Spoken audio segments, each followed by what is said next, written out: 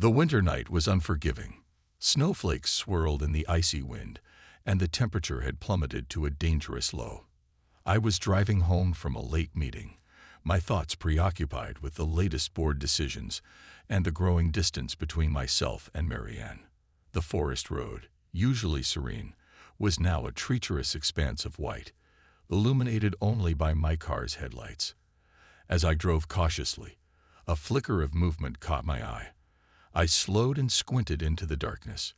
There, barely visible against the snow, was a crumpled figure. My heart pounded. No one should be out here in this weather. I parked the car and trudged through the snow toward the figure. "Hello. Are you all right?"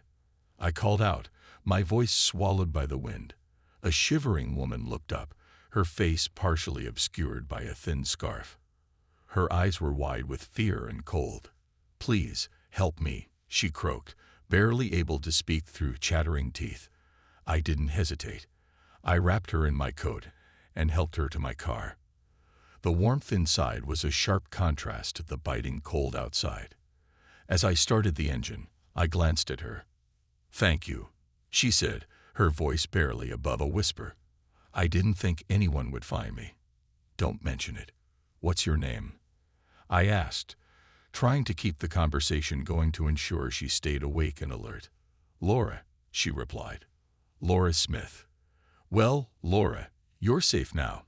"I'm Victor," I said, offering a reassuring smile. We drove in silence for a few minutes. I could see Laura's shivering subsiding as the heat of the car began to warm her. I knew I couldn't just drop her off at a shelter. The storm was too severe, and she needed a safe place to stay. As we approached my mansion, I noticed Laura's eyes widen in disbelief. "Is this where you live?" she asked, her voice trembling. "Yes," I said, nodding. "It's not much, but it's warm and safe." The grandeur of the mansion seemed to overwhelm her. "I don't want to impose," Laura said, her voice filled with uncertainty. "You're not imposing. You need a place to stay, and I have a job opportunity that might suit you," I said, as we walked into the foyer, where the warmth and light of the mansion contrasted sharply with the storm outside. "My mother, Eleanor, is in need of a nurse. I'm sure she could use someone kind and caring." Laura looked at me with a mixture of relief and gratitude. I don't know what to say. "Thank you, Victor. I'm willing to do anything to repay your kindness." "Let's not worry about repayment right now," I said, as we entered the main living area. "First, let's get you settled and warm." As I introduced Laura to Eleanor, who was lounging in her chair, her eyes narrowed with suspicion. "Who is this, Victor?" Eleanor asked, her voice laced with her usual aloofness. "This is Laura," I said. "I found her in the forest. She's agreed to help us with your care." Eleanor's gaze shifted to Laura, who stood nervously by my side. "I see," Eleanor said, her tone noncommittal. "Well, we'll see how this works out." Laura nodded respectfully. "I understand. I'm here to help, and I'll do my best." With a final nod, I guided Laura to her room and ensured she had everything she needed for the night. As she settled in, I could see a glimmer of hope in her eyes, a stark contrast to the fear and desperation from earlier. Before I left, Laura caught my arm. "Victor," she said softly, "I know this is sudden, but thank you for everything. I don't know how I would have survived out there." "Don't mention it," I replied, offering a reassuring smile. "We'll talk more tomorrow. Get some rest." As I closed the door, I felt a strange sense of satisfaction. I had rescued Laura from the cold, but I couldn't shake the feeling that this was just the beginning of something significant. The divorce was a topic as cold and unwelcoming as the winter night that had brought Laura into my life. Marianne and I had drifted apart over the years, and the final decision to end our marriage had been both a relief and a source of deep regret. The mansion that had once been our home was now a battleground of silent conflicts and unspoken grievances. It was a gray, overcast afternoon when Marianne arrived to collect her things. She entered the mansion with an air of detachment, her face lined with the bitterness of our failed relationship. Eleanor, already irritable due to her worsening condition, observed Marianne's arrival with a sense of disdain. "Victor," Marianne said curtly, avoiding eye contact as she started to gather her belongings from the study. "I didn't expect you to be here." "I wouldn't miss it," I replied, my tone flat. "We need to finalize everything." Eleanor, wheeled into the room by her nurse, Laura, gave Marianne a frosty glance. "I suppose you're here to take what's left of your things." Marianne looked at Eleanor with a thin smile. "Yes, that's right. And don't worry, Eleanor. I won't be here long." Laura, who had been working diligently to assist Eleanor, cast a sympathetic glance toward me. She could sense the tension but wisely kept her distance, focusing on her tasks. As Marianne moved around the room, collecting framed photographs and personal items, she stopped and glanced at me. "You know, Victor, this whole thing could have been avoided if you'd been more considerate. It's not just about me and you. It's about the family you've neglected." Her words stung, but I tried to remain calm. "I've tried, Marianne, but you refuse to compromise on anything. No children, no shared responsibilities. We were on different paths." Marianne's expression hardened. "And now you're replacing me with some stranger you found in the forest." "That's not fair," I said, my voice rising. "Laura is here to help with my mother. She's not a replacement for you." Eleanor interjected with a sneer. "If you think some homeless woman can fill the void left by Marianne, you're sadly mistaken. I doubt she'll be able to handle anything beyond the basics." Marianne's eyes narrowed. "That's enough, Eleanor. This is a family matter. Victor and I are done. Whatever happens now is between him and whoever this woman is." Marianne's tone was dismissive, but it was clear that her words cut deeply. I watched as she finished packing her things, her movements sharp and deliberate. The atmosphere in the room was thick with unspoken emotions. As Marianne prepared to leave, she turned to Laura, who had been standing silently in the corner. "I hope you're prepared for the challenges that come with working here. It's not as simple as it looks." Laura nodded, her face betraying a mixture of anxiety and resolve. "I'm ready to do my best." Marianne gave me a final cold glance before walking out the door. "Goodbye, Victor. I hope you find what you're looking for." With Marianne gone, the mansion felt emptier than before. Eleanor's discontent was palpable, her bitterness now directed at Laura. "Don't think I'm happy about this arrangement," Eleanor said sharply. "I expect you to be on your best behavior. I need someone who can actually be of use." Laura, who had been silently absorbing the tension, responded with quiet determination. "I'm here to help, Eleanor. I'll do everything I can to make sure you're comfortable." Eleanor huffed, but the faintest glimmer of acceptance flickered in her eyes. "We'll see about that." As I watched Laura interact with Eleanor, I couldn't help but feel a pang of guilt.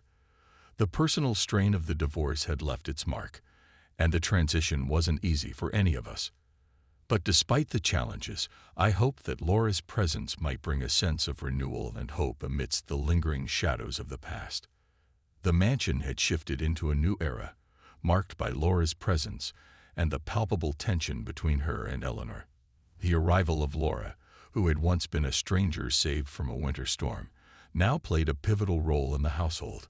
It was clear that adjusting to this new dynamic would be neither easy nor smooth. Laura's integration into our lives was a study in contrasts. Her kindness and genuine demeanor stood in stark opposition to the hostility Eleanor had exhibited. Every day, Laura worked tirelessly to improve Eleanor's quality of life, providing care with a dedication that was impossible to ignore. Her selfless attitude gradually began to win me over, even as Eleanor's resentment continued to brew. One evening, as I walked through the mansion's expansive hallways, I caught a glimpse of Laura gently adjusting Eleanor's blanket while reading her a book. Eleanor's usual scowl seemed momentarily softened by Laura's tender care.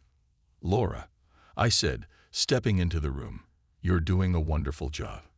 Eleanor seems more at ease than she has been in a long time. Laura looked up with a modest smile. "Thank you, Victor. I'm just trying to make her comfortable. She deserves to feel some peace." Eleanor, clearly overhearing, couldn't help but interject. Peace. The only peace I feel is the silence you manage to create. But don't think I'm easily won over. Laura maintained her composure, though her shoulders tensed slightly. I'm not trying to win anyone over, Eleanor. I'm here to do my job and provide the best care I can.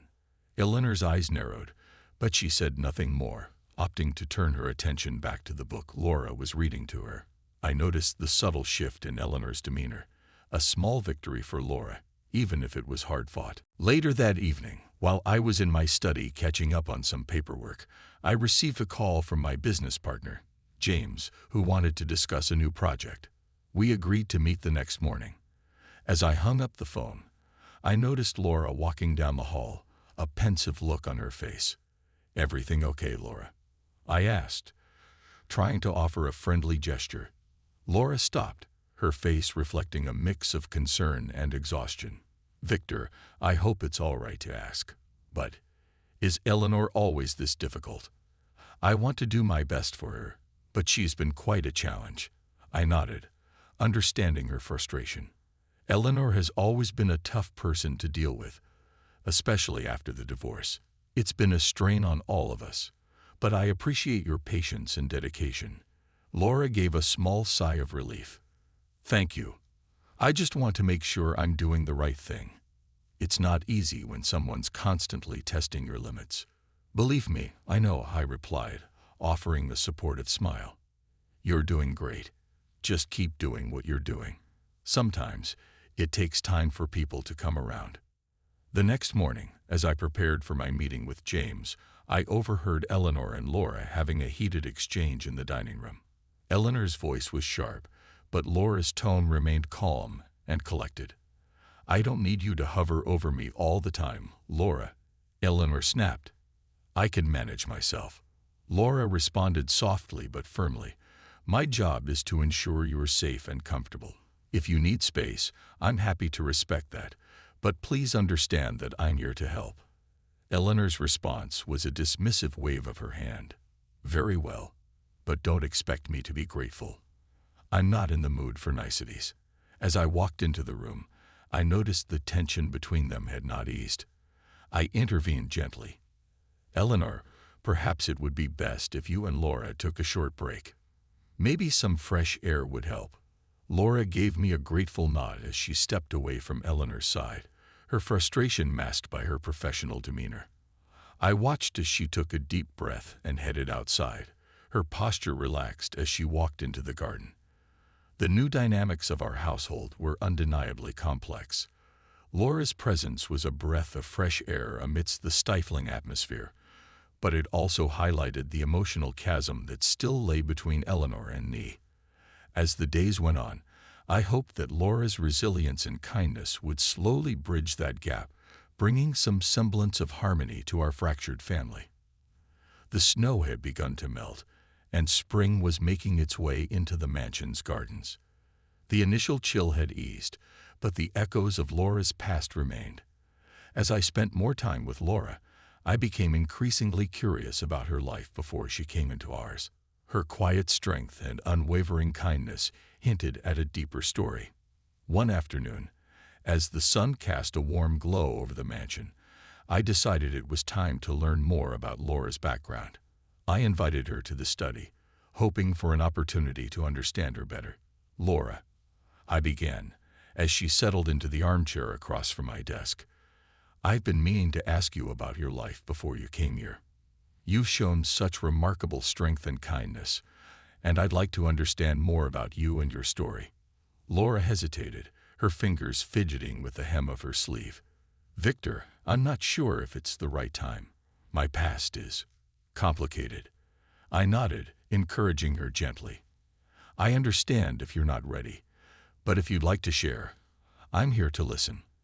I want to know more about the person who has made such a difference in our lives." Laura took a deep breath, her eyes reflecting a mixture of sadness and resolve. "All right, I'll tell you, but please understand it's not an easy story to tell." She began with a tremor in her voice. "I was married once. My husband, Greg, and I had a modest but happy life. We were working-class people, doing our best to make ends meet. Everything changed when Greg lost his job. The stress and financial strain took a toll on our marriage. We fought constantly, and then he left. Her gaze fell to the floor as she continued. I was left to manage on my own. I took on multiple jobs to make ends meet, and eventually we lost our home. My son, Jason, and I ended up in a shelter. I could see the pain in her eyes, and I offered a sympathetic nod. That sounds incredibly difficult. How did you cope with all of that? Laura managed a small, wistful smile. It was tough, but I tried to stay strong for Jason. I wanted him to know that no matter how hard things got, we'd be all right as long as we had each other. I worked hard to find temporary shelters and odd jobs, but it was never enough to get us back on our feet. She paused, her voice cracking slightly. One night, while I was searching for a safe place for us to stay, I got lost in the woods. That's when you found me. I reached across the desk, placing a comforting hand on hers. Laura, I'm so sorry for everything you've been through. It's clear you faced so many hardships with incredible strength. Laura looked up, her eyes filled with gratitude. Thank you, Victor. I never expected to find myself in such a fortunate place after everything that happened. I'm still trying to make sense of it all. Before I could respond, Eleanor's voice called from the doorway. Victor, I need to discuss something with you. Laura quickly composed herself, standing up. I should get back to work. Thank you for listening, Victor. As Laura left the study, Eleanor walked in, her expression a mix of curiosity and irritation. What were you two discussing for so long? I took a deep breath, choosing my words carefully. Laura was sharing some of her past with me. She's been through quite a lot, and I thought it was important to understand her better. Eleanor's gaze softened slightly, though her tone remained guarded. I see. Well, as long as she continues to do her job, that's what matters. I nodded, hoping Eleanor's begrudging acknowledgement was a step in the right direction. I believe she's making a positive impact, Eleanor. We should be supportive of her, as she's been of us. Eleanor gave a dismissive wave and walked away, but I noticed a hint of contemplation in her eyes. As for Laura, her story had opened a window into her soul. It was clear that despite her past struggles, she carried an inner strength that was both inspiring and humbling. I hoped that as we continued to get to know each other, the bonds within our household would strengthen, making way for new beginnings for Laura and her son. The atmosphere in the mansion had grown tense. Eleanor's attempts to undermine Laura had reached a boiling point, and I knew it was time to address the issues head-on. Eleanor's bitterness seemed to only grow, manifesting in small acts of sabotage and snide remarks that Laura, to her credit, had managed to rise above with remarkable grace.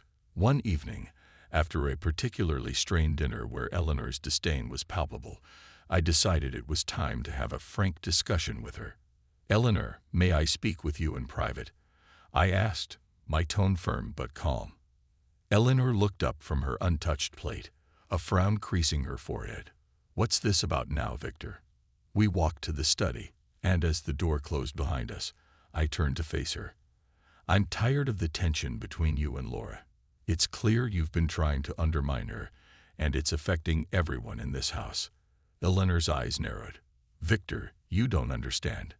She's a stranger in our home. I've had to deal with her constant presence, and it's unsettling. I've tried to make things better, but I cut her off, my patience wearing thin. Laura has done nothing but work hard and care for my mother. She's proven herself time and again. Your attempts to sabotage her only make things worse for everyone, including you. Eleanor's face flushed with anger. I'm just trying to protect what's ours, Victor. I've spent my life building this family, and now it feels like I'm being pushed aside. I sighed, recognizing the depth of her insecurities. This isn't about you being pushed aside. It's about fairness and respect. Laura deserves to be treated with kindness, not hostility. Eleanor's gaze softened, and she looked away. Maybe I've been too harsh, but it's hard to accept changes when you're used to things being a certain way. I took a deep breath. I understand change is difficult, but it's necessary for growth. I want to move forward, Eleanor, and I hope you can find it in yourself to support Laura. If not, then perhaps it's time for you to reconsider your place in this family." The conversation left Eleanor visibly shaken, and though she didn't respond immediately, I hoped my words had made an impact. The following day, as I walked through the mansion, I encountered Laura in the hallway. She seemed more at ease than she had been in weeks. "Victor, can I speak with you for a moment?" she asked, her voice carrying a note of cautious optimism. "Of course, Laura," I replied, guiding her to the study. Once seated, Laura looked at me with a mixture of gratitude and concern. "I wanted to thank you for standing up for me. I know things haven't been easy with Eleanor, and I appreciate your support." I nodded. "It's important to me that you know you have a place here. Eleanor's behavior has been difficult, but I hope things will improve." Laura's expression brightened slightly. "I'm doing my best to focus on my work and not let her actions get to me. But your support means a lot. It gives me hope for a better future." Just then, Eleanor walked in, her demeanor noticeably calmer. "Victor, Laura, I've been thinking about our conversation yesterday. I realize I've been unfair to you, Laura. I'm sorry for my behavior." Laura looked surprised but offered a warm smile. "Thank you, Eleanor. I appreciate your apology. I'm here to do my best for this family." Eleanor nodded, though her expression remained guarded. "I hope we can all move forward with more understanding. I realize now that this is a new chapter for all of us." As Eleanor left the room, I saw a glimmer of hope in Laura's eyes. Her resilience and kindness had started to bridge the gap between her and Eleanor. For the first time, I felt a sense of renewal in the mansion's atmosphere. Later that week, we held a small celebration to mark the beginning of a new chapter. Laura's son, Jason, joined us, and it was heartwarming to see the two of them together, surrounded by people who were beginning to accept them as part of our family. As we gathered around the table, Eleanor made an effort to engage with Jason, showing the softer side that had been previously hidden. The evening was filled with laughter and shared stories, marking a turning point for our household. In that moment, I realized that while the road ahead would still have its challenges, we were on the path to healing and growth. Laura and Jason's presence had brought a new dynamic to our lives, and I hoped it would lead to a future filled with understanding, compassion, and new beginnings for all of us. The weeks following the dinner where Eleanor extended her apology marked the beginning of a slow but steady healing process. The mansion's atmosphere, once fraught with tension, began to soften. The change wasn't instantaneous, but small gestures and honest conversations started to rebuild the fractured relationships. One morning, I found myself in the kitchen, having an early coffee before the day began. Laura walked in, looking more relaxed than she had in a long time. "Morning, Victor," she said, her smile genuine. "I was just about to make some breakfast. Can I get you anything?" I shook my head. "No, thank you. I'm good, but I appreciate the offer. How's Jason settling in?" Laura's face brightened. "He's adjusting well. It's been nice to see him feeling more secure. And he's started to make friends at school, which is a relief." I nodded, feeling the surge of warmth at her words. "I'm glad to hear that. You and Jason have brought a lot of positive change to this house. It's not just about healing old wounds, but creating new, meaningful connections." Laura's eyes sparkled with gratitude. "Thank you for that. It means a lot. I know things haven't been easy, but your support has made a huge difference." As we chatted, Eleanor entered the kitchen, her demeanor noticeably more relaxed than before. She greeted Laura with a nod and took a seat at the table. "Good morning, Laura," Eleanor said, her tone less formal than usual. "How are you and Jason doing?" Laura looked pleasantly surprised. "We're doing well, thank you. Jason's really enjoying his new school." Eleanor offered a small smile. "That's good to hear. I wanted to apologize again for how I've acted. I realize now that my behavior was out of line." Laura's smile was warm. "Thank you, Eleanor. I appreciate your apology. I hope we can continue to work towards understanding each other better." Eleanor nodded. "I'm committed to that. It's clear to me now that we need to support each other if we're going to make this work." Later that day, I found Eleanor sitting alone in the garden, her expression thoughtful. I took a seat beside her, sensing that she had something on her mind. "You've been quieter than usual, Eleanor," I said gently. "Is everything all right?" Eleanor looked up, her eyes reflecting a mix of sadness and relief. "I've been reflecting a lot lately. I realize now how much I've let my fears and insecurities dictate my actions. I see how much Laura and Jason mean to you, and I want to be a part of making things better." I placed a reassuring hand on her shoulder. "It's never easy to admit when we're wrong, but recognizing it is the first step toward change. I believe we're on the right path now." Eleanor took a deep breath. "I want to make amends, not just with Laura, but with you as well. I've been so focused on my own feelings that I lost sight of what really matters." The sincerity in her voice was palpable, and I nodded. "I appreciate that, Eleanor. We all need to work together to rebuild what's been broken. It won't happen overnight, but with time and effort, I believe we can create a more harmonious environment." The following weekend, we decided to take a family outing to a nearby park. It was a chance for us all to spend time together in a relaxed setting, away from the usual pressures of the mansion. Jason's enthusiasm was infectious as he showed Eleanor and Laura around, pointing out his favorite spots and new friends he had made. As we walked, Eleanor took Laura aside. "Laura, I've been thinking. I'd like to get to know you better, outside of the house. Perhaps we could have lunch together sometime." Laura's eyes widened in surprise, but she smiled warmly. "I'd like that, Eleanor. It would be nice to have a chance to connect on a different level." Eleanor nodded. "Great. Let's plan for it soon." Later that day, as we sat around a picnic table, the conversation was filled with laughter and shared stories. It was clear that the effort to mend our relationships was beginning to bear fruit. Eleanor's attempts to connect with Laura were genuine, and Laura responded with openness and understanding. By the end of the day, as we packed up and prepared to head home, I felt a renewed sense of hope. The journey ahead would undoubtedly have its challenges, but the progress we had made was encouraging. Laura approached me as we left the park, her expression thoughtful. "Victor, I want to thank you again for everything. It's been a difficult transition, but your support has meant the world to me." I smiled at her. "You've shown incredible strength and kindness, Laura. I'm grateful for everything you've brought into our lives. Here's to continuing on this path together." As the sun set on that day, it felt like a new chapter was beginning, one where old wounds were healing and new bonds were forming.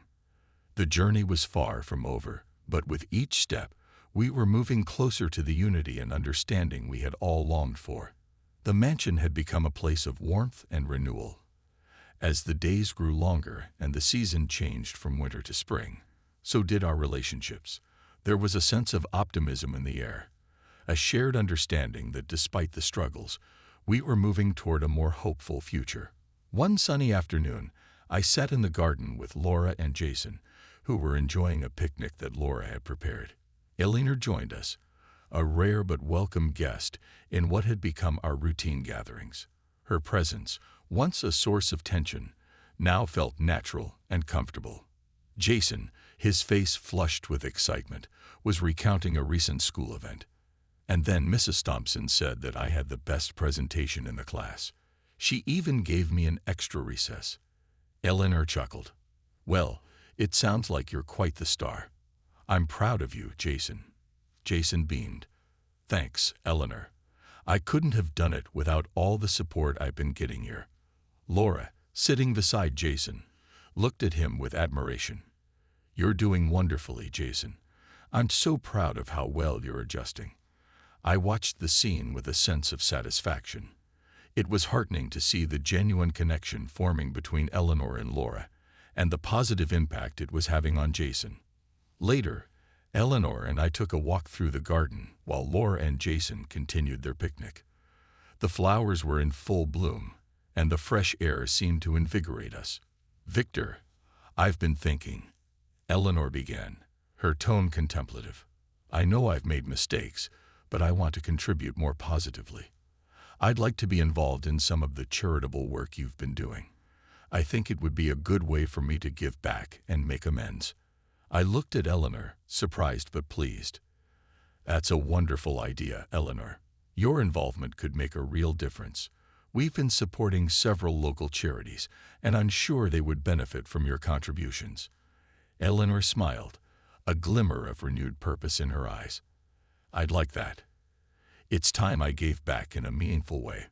Back at the picnic, Laura and Jason were packing up the remnants of their meal. Laura caught my eye and gave me a nod of appreciation. Victor, I wanted to thank you again for everything you've done for us, she said, her voice sincere. It's been a journey, but having a stable environment has made all the difference for Jason and me.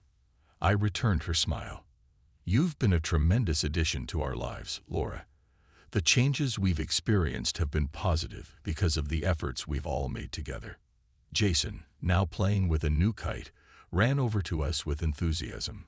Can we fly the kite now, Mom? Laura looked at him with affection. Absolutely, Jason. Let's go see how high it can fly. As they moved to the open lawn to let the kite soar, Eleanor turned to me. Victor, I was thinking about our family dynamics and the future. I'd like to host a family gathering soon, something that brings everyone together to celebrate the progress we've made. I nodded, feeling a surge of optimism. That sounds like a great idea. A gathering would be a wonderful way to mark this new chapter and to celebrate the positive changes we've achieved. Eleanor's eyes twinkled with anticipation.